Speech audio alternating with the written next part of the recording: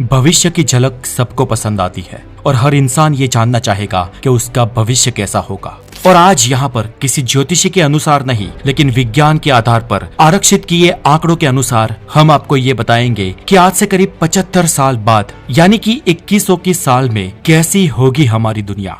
यहाँ पर याद रहे दोस्तों, मैं फिर से दोहराता हूँ, ये कोई ज्योतिषी भविष्यवाणियां नहीं है या फिर इनमें से कोई भी प्रिडिक्शन मेरी खुद की जेब से निकाली हुई या मेरी खुद की हुई नहीं है। ये सब अलग अलग फील्ड के निष्णातों द्वारा किया हुआ आकलन है दोस्तों, जो हमारी दुनिया में भविष्य में होने वाले डेवलपमेंट्स और बदलाव को दर्शाता है। और ये बात सच है दोस्तों कि हम ये बिल्कुल ही नहीं जानते कि पल में क्या होने वाला है, लेकिन साल 2100 तक ये दुनिया महफूज रही और सब कुछ ठीक ठाक रहा तो वैज्ञानिक और एक्सपर्ट्स द्वारा किया हुआ डेवलपमेंट का ये कैलकुलेशन सही साबित होगा।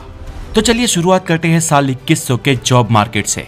साल 2100 तक विश्व की करीब 60% जॉब्स खत्म हो जाएगी, क्योंकि तब तक तो कई सारे फील्ड में रोबोट्स की रिक्रूटमेंट हो चुकी होगी और आर्टिफिशियल इंटेलिजेंस काम पे लग गई होगी। खासकर cleaning, baby sitting, cash transaction, weight carrying और ऑपरेटिंग वर्क जैसे कामों में अब रोबोट्स अपना करतब दिखा रहे होंगे। 2100 तक विश्व की करीब 70 to 75% पॉपुलेशन शहरों में बस रही होगी और उस वक्त से बहुत पहले तक ही कैंसर से मरने वालों की संख्या पूरे विश्व में बहुत ही कम हो जाएगी। और प्रिडिक्शन तो ये कहता है कि 80 साल से कम उम्र वाला कोई भी इंसान तब तक कैंसर से तो बिल्कुल नहीं मरेगा और तब तक विश्व के वैज्ञानिक कैंसर जैसी बीमारी को ऑलमोस्ट खत्म कर चुके होंगे और उसकी भी कई सारी वैक्सीनेशंस आ गई होगी। एक तरफ साल 2100 तक मायोपिया जैसी बीमारियों में बढ़ोतरी होगी।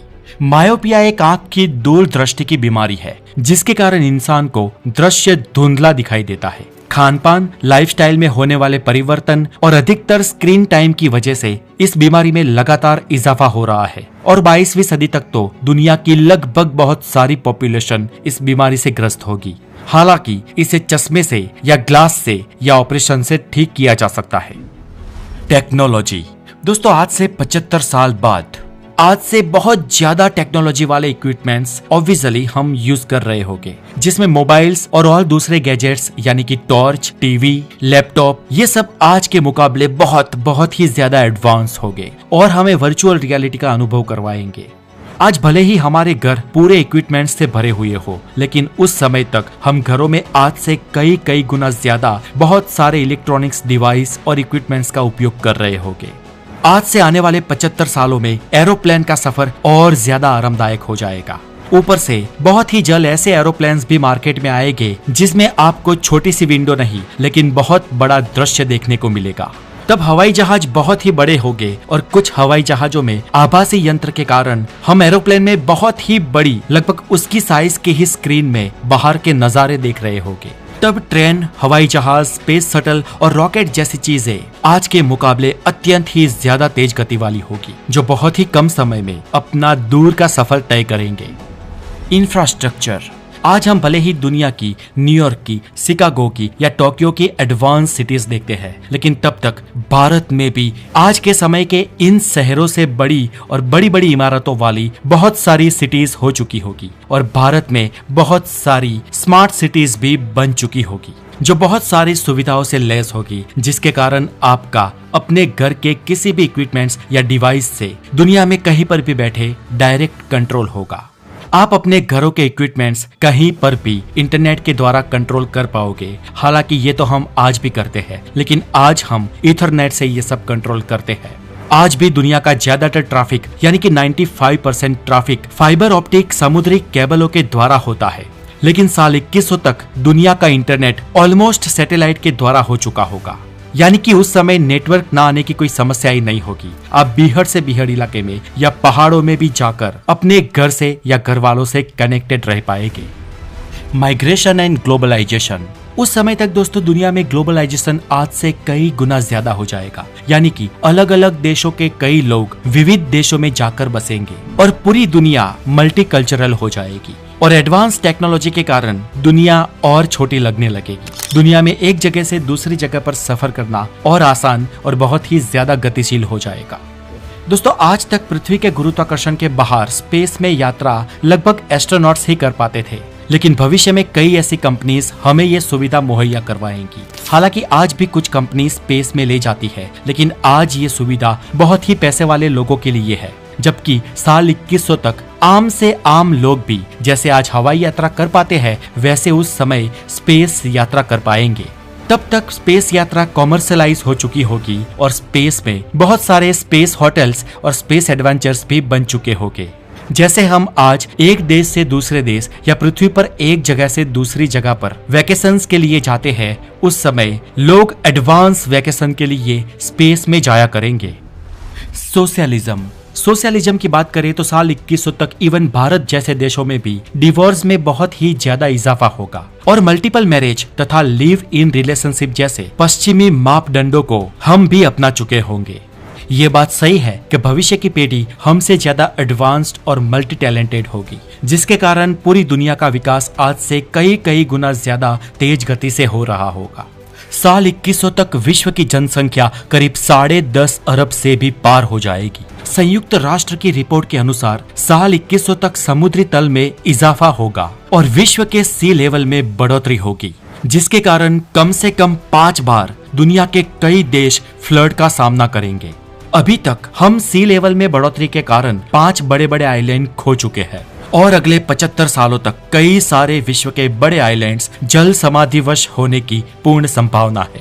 दोस्तों, इंटरेस्टिंग बात यह है कि साल 2100 तक 3D प्रिंटिंग की टेक्नोलॉजी इतनी ज्यादा एडवांस्ड हो चुकी होगी कि तब पूरे के पूरे घर बहुत ही कम समय में 3D प्रिंटिंग के द्वारा बन जाएंगे। ये एक ऐसी टेक्नोलॉजी है जिससे किसी भी चीज को बहुत ही आसानी से कम समय में आकार देकर बनाया जा सकता है। आजकल तो साइकिल, खिलौने, हवाई जहाज के कुछ छोटे पार्ट्स, कुछ कृत्रिम मानव अंग और कई सारी चीजें 3D प्रिंटिंग से बन रही है, लेकिन भविष्य में इस टेक्नोलॉजी का विकास होने के कारण बहुत ही बड़ी चीजें इस टेक्नोलॉजी के द्वारा बनाई जाएगी। Transport and technology. स्वाभाविक है कि साल 2100 तक पूरी दुनिया का यातायात ऑटोमेशन पर हो जाएगा। सेल्फ ड्राइव की बात करें दोस्तों, तो ये समाचार साल 2100 में नहीं, लेकिन इससे बहुत पहले यानी कि नियरेस्ट फ्यूचर में सुनने को मिल सकते हैं। आजकल गूगल, माइक्रोसॉफ्ट, मेटा और कई सारी कंपनियां सेल्फ ड्राइव कार को बनाने में लग चुकी है और ऐसी कारें आमतौर पर सेंसर पर निर्भर होती है।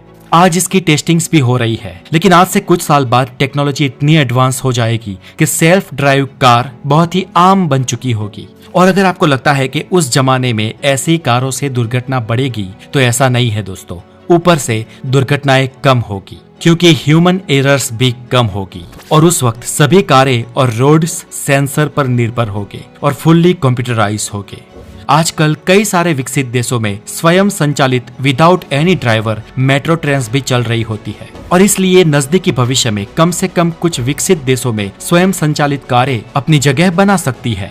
उस वक्त तक तो होलोग्राफिक स्मार्टफोन बहुत ही आम बन चुके होंगे, यानी कि आप अपने प्रियजन से सिर्फ स्क्रीन पर नहीं लेकिन हूबहू आपके सामने वो व्यक्ति मौजूद हो, इस तरीके से बात कर पाएंगे।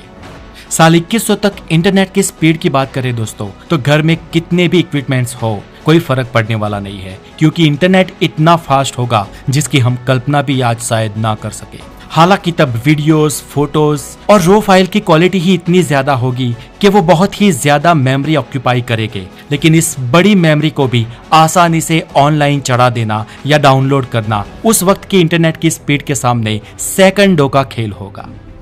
लैंग्वेजेस। अब बात करें भाषा की, तो साल 2100 तक दोस्तों दुनिया की बहुत सारी भाषाएं बदल जाने वाली है। भाषा एक ऐसा माध्यम है दोस्तों जिसके जरिए इंसान अपने शब्दों को बुनकर भाषा में अभिव्यक्त कर सकता है। इंसानियत के आज तक के विकास में भाषा का महत्व सर्वोत्तम माना गया है, लेकिन भाषा कभी एक सी नहीं रहती, वो बार बार अपना रूप बदलती है।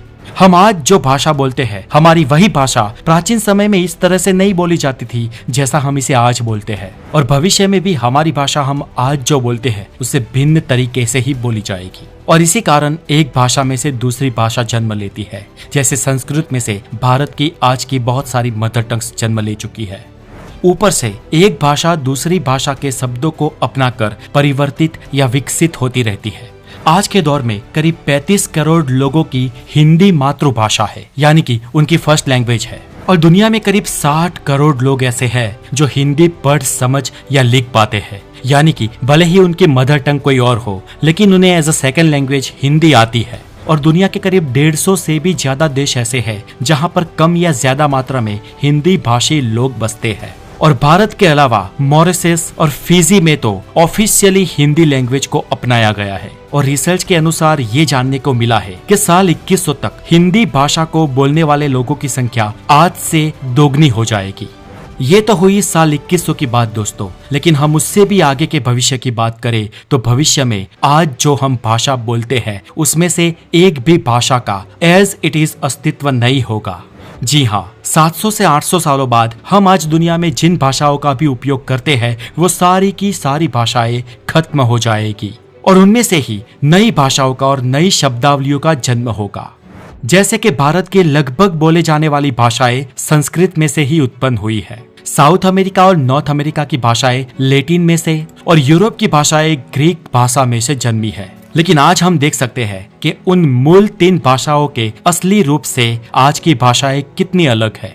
आपको बता दें कि इंग्लिश भाषा में आज से करीब 300 या 350 साल पहले नाइस शब्द को खराब कहने के लिए उपयोग किया जाता था।